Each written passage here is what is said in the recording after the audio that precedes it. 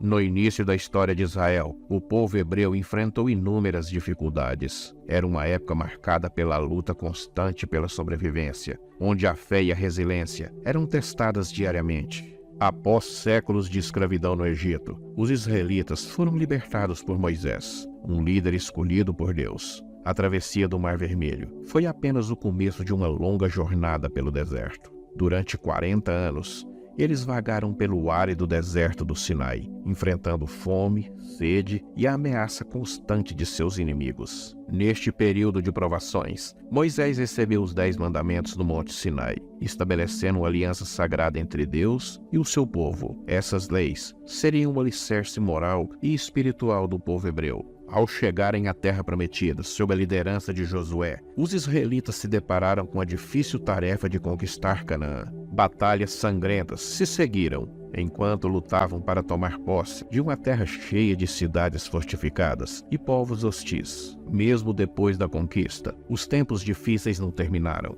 Sem um governo central, Israel era governado por juízes, líderes tribais, que se seguiram em momentos de crise. Cada tribo enfrentava ameaças constantes de invasores externos, como os filisteus, e a luta pela unidade interna era contínua. E através da história de Israel, Deus não tem levantado só homens. Ele também levantou mulheres. Mulheres de força, mulheres de coragem, que mudaram também o rumo de uma história. A história de Lia. Lia é uma figura bíblica mencionada principalmente no livro de Gênesis do Antigo Testamento. Ela é uma das esposas de Jacó e mãe de 6 dos 12 filhos dele, que vieram a ser fundadores das 12 tribos de Israel. A história de Lia é uma mistura de tradição, narrativa familiar e temas espirituais. Lia era filha de Labão, irmã de Rebeca, e, portanto, sobrinha de Isaque e prima de Jacó. Ela tinha uma irmã mais nova, Raquel, que desempenha um papel crucial na história. Jacó fugiu de sua casa em Canaã para Harã, na Mesopotâmia, para escapar da ira de seu irmão Esaú, após ter roubado a bênção paterna que Isaque destinava a Esaú. Em Harã, ele encontrou com Raquel, que era pastora, e se apaixonou perdidamente por ela. Raquel o levou à casa de seu pai Labão, e Jacó passou a trabalhar para ele. Jacó se apaixonou por Raquel e concordou trabalhar por 7 anos para Labão, em troca da mão dela em casamento.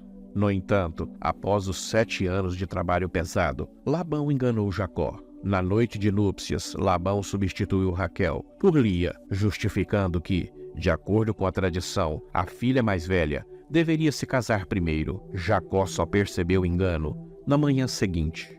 Após confrontar Labão, Jacó concordou em trabalhar mais 7 anos para se casar também com Raquel. Assim, ele teve 2 esposas, Lia e Raquel. No entanto, Lia não era amada como Raquel, o que criou uma dinâmica complicada e cheia de rivalidade entre as irmãs. Deus, vendo que Lia era desprezada e menos amada, abençoou com filhos, enquanto Raquel permaneceu estéril por algum tempo. E os filhos de Lia são Rúben, o primogênito, Simeão, Levi. A tribo de Levi é conhecida por fornecer os sacerdotes e levitas. Judá, de quem viria a linhagem de Davi e eventualmente Jesus, e Issacar e Zebulon. Além desses, Lia teve uma filha chamada Diná. A relação de Lia com Raquel era cheia de conflitos. Lia e Raquel competiam pela afeição de Jacó, o que se refletia na luta por terem filhos. Raquel, vendo que não conseguia conceber, deu sua serva Bila a Jacó, e Bila teve 2 filhos, Dan e Naphtali. Em resposta, Lia deu sua própria serva, Zilpa, a Jacó, e Zilpa teve 2 filhos, Gade e Asser. Lia provavelmente viveu uma longa vida, considerando que teve muitos filhos, e as condições de vida naquela época eram muito difíceis, com doenças e pouca assistência médica.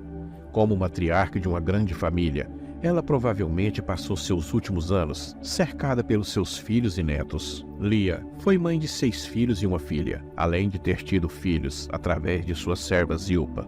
Esses filhos e seus descendentes provavelmente cuidaram dela na sua velhice. Em culturas antigas, a família extensa tinha um papel fundamental no cuidado dos membros idosos. Embora não haja um registro específico dos últimos momentos de Lia, podemos imaginar que é possível que ela tenha passado seus últimos dias com uma das tribos de seus filhos, possivelmente a de Judá, dada a importância dessa tribo na história posterior de Israel. Lia morreu em Canaã e foi sepultado na caverna de Macpela, em Hebrom, no mesmo lugar onde estavam enterrados Abraão, Sara, Isaque, Rebeca e mais tarde Jacó. Lia é uma figura importante na narrativa bíblica, não apenas por ser mãe de muitos filhos de Jacó, mas também por sua descendência. Da tribo de Judá, seu filho, veio o rei Davi e posteriormente Jesus Cristo, conforme as escrituras cristãs. A história de Lia é um testemunho de como Deus age na vida das pessoas, mesmo em situações mais desafiadoras, e de como Ele abençoa aqueles que são desprezados. Lia é lembrada por sua perseverança, fé e pelo papel vital que desempenhou na história de Israel.